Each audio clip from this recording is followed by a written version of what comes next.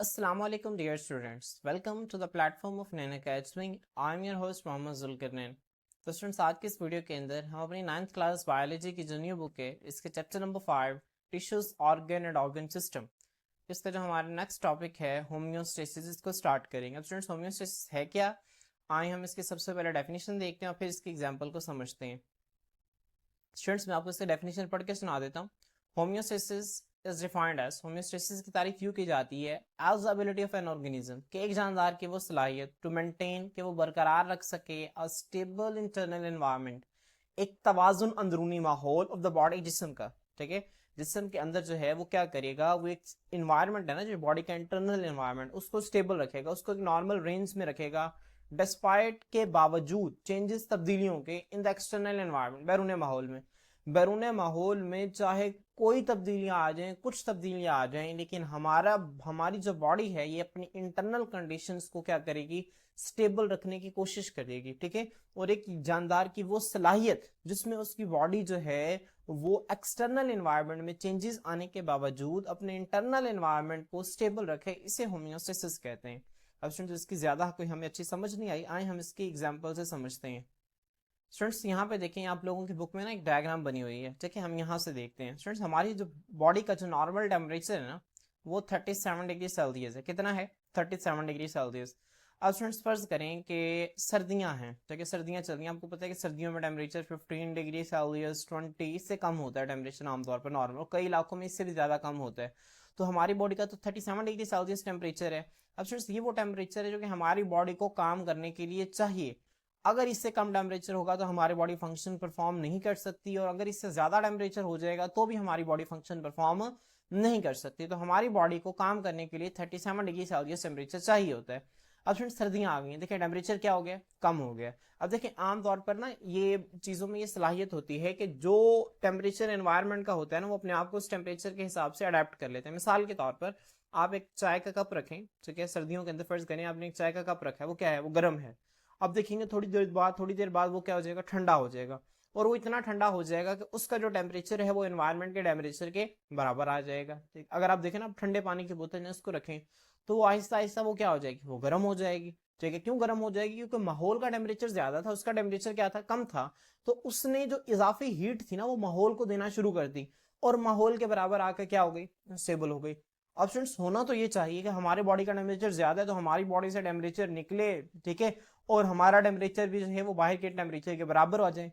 जबकि ऐसा नहीं होता। क्यों? क्योंकि हमारी बॉडी को जो है वो 37 डिग्री सेल्सियस टेम्परेचर बहुत अजीज है। क्यों? क्योंकि उसने जितनी भी एक्टिविटीज करनी है वो इस टेम्परेचर पर करनी है। तो बच्चों हमारी बॉडी क्या करती है, फिर इस टेम्परेचर को मेंटेन करती है। अब मेंटेन बॉडी का काम ये है कि उसने इस टेम्परेचर को मेंटेन करना है, चाहे बैरूनी माहौल में टेम्परेचर जो मर्जी आ जाए। स्टूडेंट्स यही होम्योस्टेसिस है। Homeostasis is the ability of an organism. Homeostasis एक जानदार की वो सलाहियत है to maintain the internal conditions of the body, कि वो एक जो बॉडी है ना इसकी जो इंटरनल कंडीशंस हैं, जो कि यहाँ पे हम टेम्परेचर की बात करें, इसको वो क्या करे, मेंटेन करे despite changes in the external environment. बैरून माहौल में चाहे कोई तब्दीली आ गई है, टेम्परेचर कम हो गया, ज्यादा हो गया, बॉडी को कोई फर्क नहीं पड़ता। बॉडी ने 37 डिग्री सेल्सियस पे टेम्परेचर को क्या करना है बच्चों, मेंटेन करना है। यही प्रोसेस क्या कहलाता है, होम्योस्टेसिस कहलाता है। समझ आ रही है स्टूडेंट्स? इसी तरह से सर्दियों गर्मियों के अंदर जब देखें आप टेम्परेचर जो है वो ज्यादा हो जाता है, 40 प्लस हो जाता है। ठीक है, तो अब बाहर का टेम्परेचर ज्यादा है, हमारा टेम्परेचर कम है। ठीक है, अब फ्रेंड जिस तरह आप इस तरह वही समझे कि जैसे आपने ठंडे पानी की बोतल दी थी, ठीक है, ठंडे पानी की बोतल को आप रखेंगे ना बाहर, ठीक है, तो वो क्या हो जाएगी, वो गर्म हो जाएगी, माहौल के टेम्परेचर के बराबर आ जाएगी। लेकिन गर्मियों में भी हमारी बॉडी ने टेम्परेचर अपना 37 रखना है। ठीक है, वो कैसे रखना है, ये बॉडी का काम है, बॉडी का काम है। तो बॉडी के पास ये सलाहियत होती है कि वो अपनी इंटरनल कंडीशंस को जो है वो स्टेबल रखती है, चाहे बैरूनी माहौल में कोई भी तब्दीलियां आए। ठीक है, तो स्टूडेंट्स मैं उम्मीद करता हूँ कि आप लोगों को इसकी डेफिनेशन जो है वो अच्छी समझ आ गई होगी। स्टूडेंट्स आए अब हम इसको नेक्स्ट देखते हैं।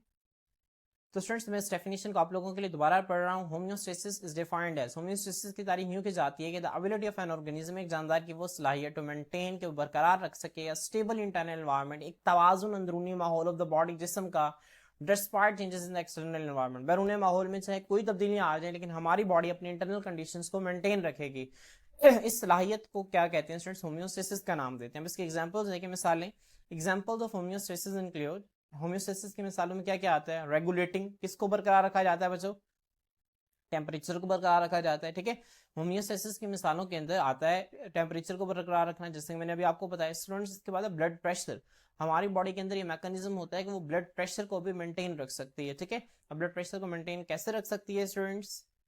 स्टूडेंट्स आपने अक्सर देखा होगा कि वो लोग जो स्ट्रेस लेते हैं ना, जहनी दबाव लेते हैं, आमतौर पर उनका ब्लड प्रेशर है ना जब वो ज्यादा होता है, ठीक है। अब ब्लड प्रेशर ज्यादा होना, अब ये एक नुकसानदेह चीज है। हमारी बॉडी क्या करती है, ठीक है, उस कंडीशन के अंदर ब्लड प्रेशर को ज्यादा नहीं होने देती, बल्कि क्या रखती है, मेंटेन करके रखती है, ठीक है। स्टूडेंट्स ब्लड प्रेशर और बड़ी चीजें हैं जिनकी वजह से ब्लड प्रेशर चेंज होता है, ठीक है, जो कि अभी हमारे लेवल पे नहीं है, हम उसको नहीं डिस्कस कर रहे, लेकिन मैंने आपको सिर्फ एक एग्जांपल दे दिया कि हमारी बॉडी के अंदर ब्लड प्रेशर कम भी हो सकता है, ज्यादा भी हो सकता है। आमतौर पर आपने देखा होगा वो लोग जिन्हें चक्कर आ रहे होते हैं, ठीक है, उनमें ब्लड प्रेशर क्या होता है स्टूडेंट्स, उनमें ब्लड प्रेशर जो है वो कम हो जाता है उनका, इसी वजह से उन्हें चक्कर वगैरह आ रहे होते हैं। तो बॉडी क्या करती है स्टूडेंट्स, हमारी बॉडी के पास ये एबिलिटी होती है कि वो हमारे इंटरनल कंडीशंस को स्टेबल रख सके, चाहे एक्सटर्नल एनवायरनमेंट में कुछ भी तब्दीली आ रही है, ठीक है। तो हमारी बॉडी टेम्परेचर को मेंटेन करती है, ब्लड प्रेशर को मेंटेन करती है, ब्लड शुगर को मेंटेन करती है और पीएच लेवल्स को भी मेंटेन करती है। स्टूडेंट्स ब्लड शुगर को किस तरह से मेंटेन करती है ये हम इंशाल्लाह आगे देखेंगे। हमारा उस पर भी एक पूरा एक पॉइंट बना हुआ है कि ब्लड शुगर को किस तरह से मेंटेन करती है, और बच्चों पीएच लेवल्स को किस तरह से मेंटेन करती है, ठीक है। पीएच लेवल देखें, जो पीएच है ना हमारे पास, ये बेसिकली एक स्केल होता है जो कि किसी भी चीज की ना एसिडिटी या बेसिसिटी को मालूम करने के लिए इस्तेमाल होते हैं, ठीक है। हमारे पास उन चीजें या, ठीक है, तीन, या एसिड हो सकती है कोई भी चीज, या न्यूट्रल हो सकती है, या फिर वो बेसिक हो सकती है, ठीक है। अब स्टूडेंट्स आपने पढ़ा होगा, आपने एसिड्स पढ़े होंगे, हाइड्रोक्लोरिक एसिड HCl, ठीक है, नाइट्रिक एसिड, सल्फ्यूरिक एसिड, ये आपने एसिड्स पढ़े होंगे। बेस आपने पढ़ा होगा सोडियम हाइड्रोक्साइड, ठीक है। अगर मैं स्टूडेंट बच्चों से आपकी आम जुबान में एग्जांपल दूं ना, डेली आपने देखा होगा लेमन, लीमू खाते हैं हम, उसके अंदर वो एसिड होता है, ठीक है। एसिड हमेशा ना खट्टा, ठीक है, एसिड क्या होता है, खट्टा होता है, तो आपने इसको जहन में रखना है। जबकि जो बेस है ना, ये कड़वी होती है। जिस तरह आप साबुन को देख लें, साबुन जो है वो बेस है। ब्लीच, कपड़े को धोने के लिए जो ब्लीच इस्तेमाल करते हैं वो बेस होती है। जो बेस है ना, ये एक तो, ठीक है, कड़वी होती है, और दूसरा ये स्लिपरी होती है, ठीक है। साबुन देखें ना किस तरह से स्लिपरी होती है, तो बेस के कैरेक्टर्स होते हैं, ठीक है। जबकि स्टूडेंट्स वाटर जो है वो क्या होता है, प्योर वाटर जो है वो न्यूट्रल होता है, ठीक है। अब कोई भी चीज एसिड है, न्यूट्रल है या फिर बेस है बच्चों, अब इसको क्यों डिटरमिन करना है, क्योंकि हमारी बॉडी के अंदर ना, ठीक है, कुछ चीजें पाए जाते हैं जिन्हें हम इंजाइम्स कहते हैं। इंजाइम्स क्या होते हैं, ठीक है, हमारा इंशाल्लाह, ठीक है, चैप्टर नंबर 7 में हम इंजाइम्स को डिटेल से पढ़ेंगे। इंजाइम्स का मैंने आपको कॉन्सेप्ट दिया हुआ है। इंजाइम्स हमारी बॉडी के अंदर ऐसे प्रोटीन्स हैं जो कि केमिकल रिएक्शंस की रफ्तार को बढ़ा देती हैं। तो बच्चों कुछ इंजाइम्स ऐसे होते हैं जो कि एसिड मीडियम के अंदर काम करते हैं, जिन्हें काम करने के लिए ना एसिड चाहिए होता है। कुछ इंजाइम्स ऐसे होते हैं जिन्हें काम करने के लिए बेस चाहिए होती है, ठीक है। तो जिन इंजाइम्स को काम करने के लिए एसिड चाहिए, ठीक है, वहां पे उस एसिड की पीएच को मेंटेन करते हैं। पीएच क्या है, बेसिकली ना पीएच स्केल होता है, ये इस तरह 0 से लेकर ना ये 14 तक एक स्केल होता है, और दरमियान में 7 वैल्यू होती है। अब जिस चीज की वैल्यू 0 से 7 तक होगी बच्चों, इसके दरमियान होगी वो एसिड होगा, और जिसकी 7 से 14 के दरमियान होगी बच्चों ये बेस होगा, जिसकी 7 होगी बच्चों ये क्या होगा, ये न्यूट्रल होगा। तो आपने इसको जहन में रखना है, ठीक है। तो मैंने आप लोगों को ना ब्रीफ सा कॉन्सेप्ट दे दिया। वैसे बहरहाल आप इसको केमिस्ट्री के अंदर ना मजीद डिटेल से आप इस पीएच को और एसिड बेस को केमिस्ट्री के अंदर आप बहुत ही डिटेल से जाके वहां पे पढ़ेंगे। तो मैंने भी आपको कॉन्सेप्ट दे दिया कि पीएच लेवल्स को हमारी बॉडी जो है वो किस तरह से रेगुलेट करती है, पीएच का मतलब क्या है, ठीक है।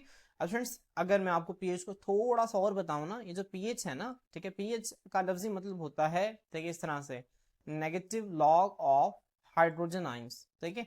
अब स्टूडेंट्स लोग आपने पढ़ा होगा मैथमेटिक्स के अंदर, ठीक है। अब हाइड्रोजन आयन जो है ना बच्चे, किसी भी चीज, अब जिस चीज के अंदर आपने देखा होगा एसिड्स में देखें ना, अगर आप देखें HNO3 नाइट्रिक एसिड, इसके अंदर क्या है, हाइड्रोजन आयन है। इसी तरह आप देखें हाइड्रोक्लोरिक HCl, इसके अंदर भी क्या है, हाइड्रोजन है। इस तरह आप देखें सल्फ्यूरिक एसिड H2SO4, इसके अंदर भी क्या है बच्चों, हाइड्रोजन है, ठीक है। तो ये हाइड्रोजन है ना स्टूडेंट्स, ये किसी भी चीज की ना एसिड को डिटरमिन करते हैं, ठीक है। अब होता क्या है, जब किसी भी चीज को डिसॉल्व किया जाता है ना, तो वो हाइड्रोजन आयन को लूज करते हैं, हाइड्रोजन आयन को लूज करते हैं। अब जितने ज्यादा हाइड्रोजन आयन निकलेंगे उतना ही ज्यादा वो चीज क्या होगी, एसिडिक होगी। तो हम पीएच जो है ना, हम एक स्केल है जिसकी मदद से हम मालूम करते हैं कि कोई चीज कितनी ज्यादा एसिडिक है। कैसे मालूम करते हैं कि वो चीज कितने सारे हाइड्रोजन आयंस को रिलीज कर रही है, जब हम उसका नेगेटिव लॉग लेते हैं तो हमारे पास एक वैल्यू आती है। फिर उस वैल्यू को बच्चों हम स्केल से देखते हैं ना, मैंने अभी आपको स्केल बताया ना, 0 से लेकर 14 तक और दरमियान में 7, ठीक है। अब एक चीज जो है वो कितने हाइड्रोजन आयन को लूज कर रही है, जब हम उसका नेगेटिव लॉग लेते हैं तो 0 से 14 के दरमियान हमारे पास एक वैल्यू आती है, फिर जो जहां फर्ज करें वैल्यू जो है वो 10 आई, हम कहेंगे जो चीज है ये क्या है, ये बेसिक है। और अगर वो वैल्यू जो है वो 3 आई तो मैं कहूंगा ये चीज जो है वो एसिडिक है, अगर वो वैल्यू 7 आई तो मैं कहूंगा ये चीज जो है ये न्यूट्रल है। तो स्टूडेंट्स मैं उम्मीद करता हूँ कि आप लोगों को पीएच की जो है वो कुछ समझ आ गई होगी, ठीक है। अगर आपको नहीं समझ आई तो आपकी बुक में पीएच की डिटेल नहीं है, ठीक है, लेकिन आपको थोड़ा बहुत पता होना चाहिए पीएच होता है कि आप बुक के ऊपर लिख लें, पीएच जो है वो negative log of hydrogen ions को कहते हैं, ठीक है। अब इस पीएच एक स्केल, एक ये इन्फॉर्मेशन बुक के ऊपर लिखने आपको पता होना चाहिए, पीएच एक स्केल होता है 0 से लेकर 14 तक, जिसकी वैल्यू 0 से लेकर 6 तक होती है वो एसिडिक है, 7 न्यूट्रल है और 8 से लेकर 14 तक जो है वो बेस है, ठीक है। और एसिड्स क्या होते हैं, nitric acid, hydrochloric acid, sulphuric acid, ठीक है, ये एसिड्स हैं कुछ। सबके बेस आप एग्जांपल लिख लें, साबुन लिख लें, ब्लीच लिख लें, इसके अलावा सोडियम हाइड्रोक्साइड मैंने अभी आपको एक एग्जांपल दी, ठीक है। तो ये कुछ स्टूडेंट्स जो हैं ये बेसिस के एग्जांपल्स हैं। तो स्टूडेंट्स आए हम नेक्स्ट देखते हैं इंपॉर्टेंस ऑफ होम्योस्टेसिस में। बच्चों नेक्स्ट जो है वो आपकी बुक में कुछ पॉइंट्स लिखे हुए हैं, हम एक एक करके उन पॉइंट्स को देखते हैं। वो कहते हैं homeostasis plays a vital role in supporting overall health and wellbeing, मुकम्मल सेहत, ठीक है, और हमारी बॉडी के बेहतरीन फंक्शनिंग के लिए, वेल बीइंग के लिए, बॉडी के बेहतरीन फंक्शनिंग के लिए जो होम्योस्टेसिस है ये बहुत ही अहम किरदार अदा करती है। बच्चे आप लोगों को लॉन्ग क्वेश्चन पूछा जा सकता है कि right a note on importance of homeostasis, तो आप लोगों ने इनको पॉइंट्स बना के लिखना होगा। स्टूडेंट्स देखिए मैंने आपके लिए बुक में जो पॉइंट्स बने हुए हैं ना, मैंने आपके उनके लिए हेडिंग्स भी बना दी हैं, आपने हर पॉइंट की हेडिंग बनानी है। जो पहला पॉइंट है ना उसकी आप हेडिंग बनाएंगे cellular requirements for proper functioning, ठीक है। प्रॉपर फंक्शनिंग का क्या मतलब होता है, मुनासिब तरीके से काम करना, फंक्शन परफॉर्म करना। आपको पता है कि हमारी बॉडी के अंदर अलग अलग सेल्स जो हैं वो अपना खास फंक्शन परफॉर्म करते हैं। तो बॉडी के अंदर फंक्शन परफॉर्म करने के लिए सेल्स को कौन कौन सी चीजें जरूरी होती हैं, इसको हम कहते हैं सेलुलर रिक्वायरमेंट्स, ठीक है। सेलुलर रिक्वायरमेंट्स का मतलब क्या है, सेल जो है किन किन चीजों का तकाजा करता है, कौन कौन सी चीजें मांगता है कि भाई मुझे ये चीजें दो तो मैं सही तरह से काम करूंगा, अगर मुझे ये चीजें नहीं मिली तो मैंने सही तरह से काम नहीं करना। वो कौन कौन सी चीजें हैं स्टूडेंट्स, इसको हम देखते हैं। जैसे वो कहते हैं ईच सेल इज सोफिस्टिकेटेड। अब बच्चे जो सोफिस्टिकेटेड है ना, ये इंग्लिश में इस्तेमाल होने वाला आम लफ्ज है, इसका मतलब होता है नफीस। क्या होता है, नफीस, नफीस या फिर शाइस्ता। मतलब सोफिस्टिकेटेड कहते हैं कैसी चीज जो कि अपने काम को ना बड़े बाकायदगी से करता है, ठीक है। हम कहते हैं ये बंदा जो है ये बड़ा सोफिस्टिकेटेड है, मतलब ये बड़ा रेगुलर है, ये अपने काम को ना बड़े बाकायदगी से करता है। तो एक सेल है ना जो बच्चों को एक सोफिस्टिकेटेड मशीन है, ठीक है, वो एक ऐसी मशीन है जो कि अपने काम को रेगुलरली करता है, बाकायदगी से करती है। और वो अपने काम को बाकायदगी से करके क्या करता है, प्लेज अ प्रिसाइज, प्रिसाइज का मतलब होता है बेहतरीन, ठीक है, रोल, किरदार विद इन द बॉडी, जिस्म के अंदर। एक सेल जो है वो बड़ी ही नफीस किस्म की ना एक मशीन है, बड़ी नाजुक एक मशीन है जो कि अपने काम को बड़े ही अच्छे तरीके से करती है। और इस तरह से वो क्या करती है बच्चों, वो जिस्म के अंदर, ठीक है, एक क्या करती है, एक बेहतरीन किरदार अदा करती है, ठीक है।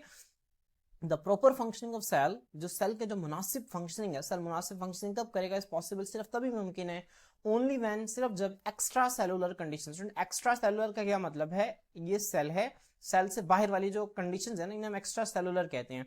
हम ना आमतौर पर दो तरह के लफ्ज इस्तेमाल करते हैं, एक होता है एक्स्ट्रा सेलुलर, सेल से बाहर, और एक होता है इंट्रा सेलुलर, सेल के अंदर, ठीक है। एक्स्ट्रा सेलुलर का मतलब क्या होता है, outside the cell. Intracellular का क्या मतलब होता है, सेल के अंदर। तो सेल जो है वो प्रॉपर फंक्शनिंग उसी वक्त पॉसिबल है सिर्फ जब क्या होगा, एक्स्ट्रा सेलुलर कंडीशन, जो सेल के बाहर वाली कंडीशन है, जैसे कि टेम्परेचर। मैंने भी आपको बताया ना कि सेल को टेम्परेचर कितना चाहिए होता है, 37 डिग्री सेल्सियस का, ठीक है। तो बाहर वाला टेम्परेचर जो है फर्ज करें 38 हो गया तो सेल यहाँ पे काम नहीं करेगा। अब सेल को जो है ना बच्चों क्या चाहिए, 37 डिग्री सेल्सियस टेम्परेचर ही चाहिए। तो हमारी बॉडी क्या करती है, इसके लिए 37 डिग्री सेल्सियस टेम्परेचर को मेंटेन करके रखती है। उसके बाद बच्चों पीएच, पीएच मैंने भी आपको बताया, पीएच क्या होती है, negative log of hydrogen ions को कहते हैं। किसी भी चीज की एसिडिटी या फिर बेसिसिटी को हम बताती है, कोई चीज कितनी एसिडिक है, कोई चीज कितना बेसिक है, ठीक है। तो स्टूडेंट्स अब यहाँ पे पीएच को मेंटेन करते हैं। अगर कोई चीज फर्ज करें कि अगर एक एनवायरमेंट हमें एसिडिक चाहिए, ठीक है, और वहां पे एसिडिक एनवायरमेंट नहीं है, तो बॉडी क्या करेगी, वहां पे एसिडिक एनवायरमेंट को मेंटेन करेगी। और दूसरा students and the concentration of salts, और हमारी बॉडी के अंदर सॉल्ट्स की कंसंट्रेशन को मेंटेन करती है, ग्लूकोज की कंसंट्रेशन को मेंटेन करती है, and oxygen are kept in normal range, ठीक है। देखिए ध्यान से, वो कहता है कि सेल के मुनासिब काम करने के लिए, ठीक है, तभी पॉसिबल है जब एक्स्ट्रा सेलुलर कंडीशन, जो सेल के बाहर वाली कंडीशन है ना बच्चों, जब वो क्या होंगी, ठीक है, जैसे कि टेम्परेचर, पीएच, सॉल्ट्स की कंसंट्रेशन। सॉल्ट्स क्या होते हैं बच्चों, हम नॉर्मल जैसे हम सोडियम क्लोराइड हम सॉल्ट ले रहे हैं, इसके अलावा ग्लूकोज हम खाने से खा रहे हैं, और ऑक्सीजन, ठीक है, ये भी नॉर्मल रेंज के अंदर होंगी तो ही एक सेल जो है वो बेहतरीन तरीके से काम कर सकेगा। समझ आ रही है। तो ये वो चीजें हैं जो कि सेल को प्रॉपर फंक्शनिंग के लिए जरूरी होती है। और हमारी बॉडी क्या करती है बच्चों, यहाँ पे होम्योस्टेसिस का क्या किरदार है, होम्योस्टेसिस की क्या अहमियत है। होम्योस्टेसिस सेल को ये जितनी भी चीजें हैं ना ये प्रोवाइड करती है। क्लियर स्टूडेंट्स, आए अब हम जो है नेक्स्ट स्लाइड देखते हैं। यहाँ पे देखें स्टूडेंट्स अगला जो पॉइंट है ना, ये 2 पॉइंट्स ये थर्मो रेगुलेशन के ऊपर है। स्टूडेंट्स थर्म कहते हैं हीट को, किसे कहते हैं? हीट को। रेगुलेशन का मतलब क्या होता है बच्चों? रेगुलेशन का मतलब होता है मेंटेन करना, ठीक है, बरकरार रखना। अब हीट को स्टूडेंट्स हमने क्या करना है? रेगुलेट करना है, ठीक है। कैसे रेगुलेट करना है? Through sweating. स्वेटिंग का मतलब होता है बच्चों पसीना आना। स्वेटिंग किसे कहते हैं? पसीने आने को कहते हैं। पसीना कब आता है? सर्दियों में आता है कि गर्मियों में आता है? ठीक है, आमतौर पर गर्मियों में आता है।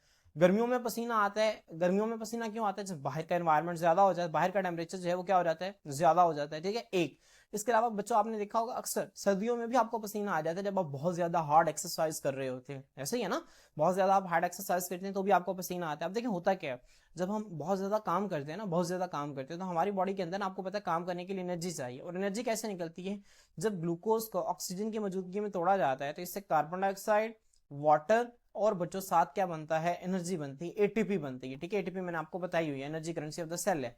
अब देखें जब हम काम कर रहे होते हैं, बहुत सख्त काम कर रहे होते हैं, तो हमारे मसल्स मुसलसल वर्क कर रहे हैं। जब हमारे मसल्स मुसलसल काम कर रहे हैं ना, तो हमारी बॉडी को काम करने के लिए एनर्जी भी क्या चाहिए? ज्यादा चाहिए। मसल्स को काम करने के लिए एनर्जी ज्यादा चाहिए। तो होगा क्या बच्चों? ज्यादा ग्लूकोज जो है वो ज्यादा ऑक्सीजन की मौजूदगी में टूटकर ज्यादा एनर्जी रिलीज करेगा।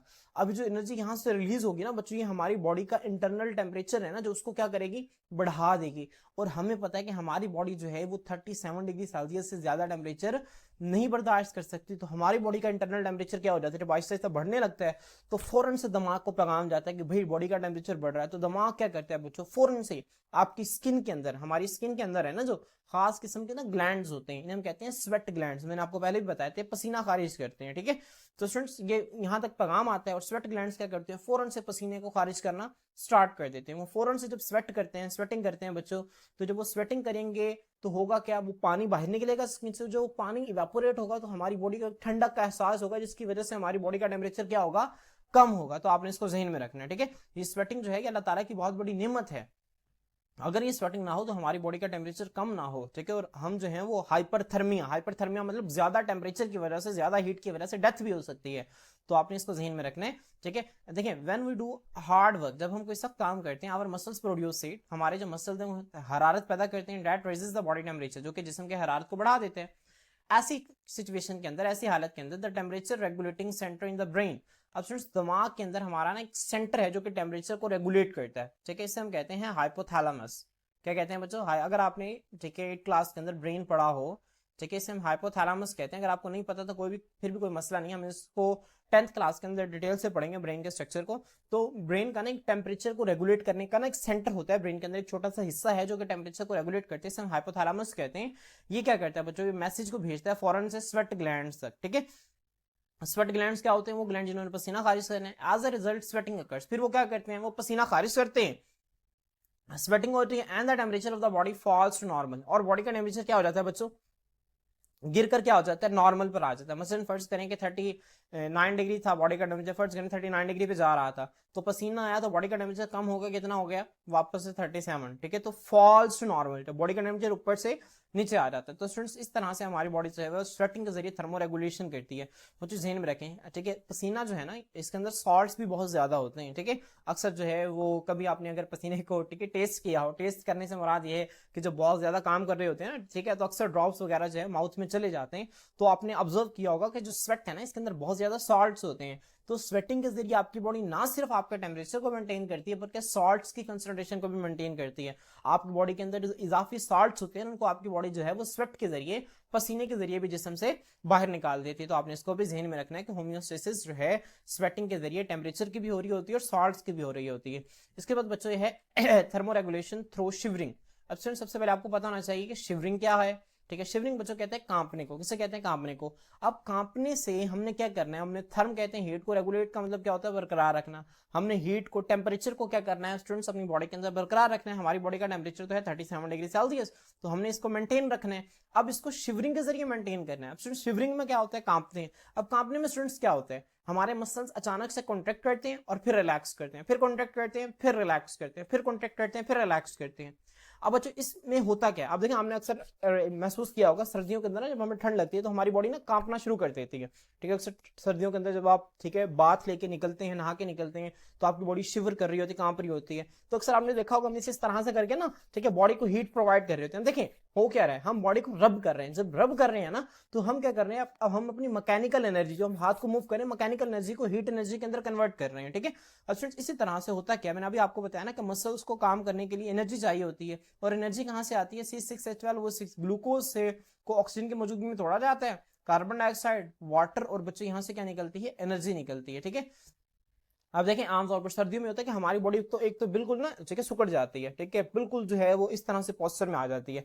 अब फ्रेंड्स यहाँ पे क्या करते हैं, हमारी बॉडी शिवरिंग स्टार्ट करती है, मतलब हमारी बॉडी के काफी सारे मसल्स हैं ना जो वो कॉन्ट्रैक्ट करते हैं, रिलैक्स करते हैं, कॉन्ट्रैक्ट करते हैं, रिलैक्स करते हैं। अब फ्रेंड्स वो जानबूझ के कॉन्ट्रैक्ट और रिलैक्स करते हैं। अब उनके कॉन्ट्रैक्ट और रिलैक्स करने का मकसद जो है वो बॉडी फंक्शनिंग नहीं होता, बल्कि वहां पे एनर्जी को प्रोड्यूस करवाना होता है। जाहिर सी बात है, जब मसल ने कॉन्ट्रैक्ट करना है तो उन्हें एनर्जी चाहिए। बच्चों जब उन्हें एनर्जी चाहिए ना, जब मसल्स ने कॉन्ट्रैक्ट करना है तो उन्हें एनर्जी चाहिए, तो वो जो उन्हें एनर्जी चाहिए वो इसी ग्लूकोज को टूट के निकलेगी।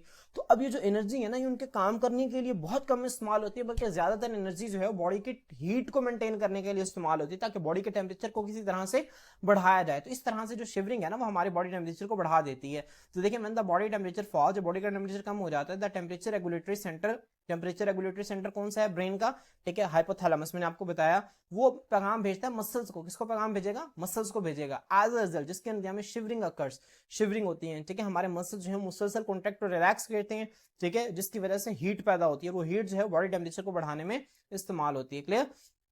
तो स्टूडेंट्स यहाँ पे देखें, यहाँ पे आप लोगों की बुक में डायग्राम बनी हुई है। आप लोगों से अगर ये लॉन्ग क्वेश्चन आ जाए तो आप लोगों ने इस डायग्राम को बनाना है, ठीक है। आप सिंपल क्या करेंगे, इस तरह आप ह्यूमन तो आप बना नहीं सकते, आप सिंपल इस तरह दरमियान में या ह्यूमन बॉडी बना दें। अगर आपने ये भी नहीं बनानी तो आप सिंपल इतना लिख दें, normal body temperature 37 degree Celsius, ठीक है, और साथ आपने इसी तरह से फ्लो शीट बना देना। आप चाहे ह्यूमन बॉडी ना भी बनाए तो भी चल जाएगा, ठीक है। अगर आपने बनानी हो छोटी सी तो आप इस तरह से बना सकते हैं, ठीक है। ऊपर लिख दिए नॉर्मल बॉडी टेम्परेचर, और फिर यहाँ पे देखें body temperature falls below 37 degree Celsius, ठीक है। जब बॉडी का टेम्परेचर 37 से नीचे चला जाएगा तो मसल्स जो है वो शिवरिंग स्टार्ट कर देंगे, मसल्स कॉन्ट्रैक्ट रिलैक्स करना स्टार्ट कर देंगे। शिवरिंग जो है बच्चों वो क्या करेगी, वो हीट जनरेट करेगी, और बॉडी टेम्परेचर जो है वापस से 37 डिग्री सेल्सियस हो जाएगा। इस तरह जब बॉडी टेम्परेचर जो है वो 37 डिग्री सेल्सियस से ऊपर चला जाएगा, जैसा कि गर्मियों में होता है, ठीक है, तो स्वेट ग्लैंड जो है वो क्या करते हैं बच्चों, स्वेट प्रोड्यूस करते हैं, पसीना खारिज करते हैं। एज द स्वेट इवेपोरेट, जैसे ही वो पसीने का जो पानी है बच्चों वो क्या होता है, वो इवेपोरेट होता है, तो heat is lost from the body. तो जिस्म से जो है वो हीट जो है वो क्या हो जाती है, लॉस्ट हो जाती है। अक्सर आपने देखा होगा जब हम गर्मियों में नहा के निकलते हैं ना पंखे के आगे हैं तो बड़ी ठंडक महसूस होती है। क्यों, क्योंकि जब पंखे की हवा से वो पानी इवेपोरेट होता है तो हमें कूलिंग इफेक्ट मिलता है। तो सेम यही कूलिंग इफेक्ट जो है वो स्वेट से भी मिलता है। जब वो कूलिंग इफेक्ट मिलेगा तो बॉडी का टेम्परेचर कम होगा और बॉडी का टेम्परेचर वापस से 37 डिग्री सेल्सियस आ जाएगा। तो बच्चे डायग्राम इंपॉर्टेंट है, इसे डायग्राम इसे फ्लो शीट डायग्राम कहते हैं। क्या कहते हैं इसे, फ्लो शीट डायग्राम। तो आप लोगों ने इसको अच्छी तरह से इसको याद रखना है और इसको बनाना भी है पेपर के अंदर, ठीक है। ये आपसे आमतौर पे 2 नंबर की शॉर्ट क्वेश्चन पूछा जा सकता है कि ठीक है, ड्रॉ करें flow sheet diagram of homeostasis और बॉडी टेम्परेचर। बॉडी टेम्परेचर की होम्योस्टेसिस किस तरह से होती है, इसकी फ्लो शीट बनाएं। तो आप सिंपल ये बना सकते हैं, ठीक है।